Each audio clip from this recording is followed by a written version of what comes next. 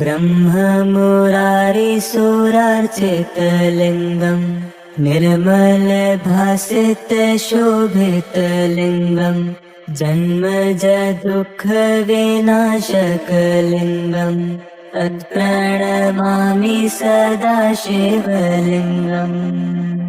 देवमुनिप्रवरार्चितलिङ्गम् कामदहन् करुणाकरलिङ्गम् रावणदर्पविनाशनलिङ्गम् तत्प्रणमामि सदा शिवलिङ्गम्।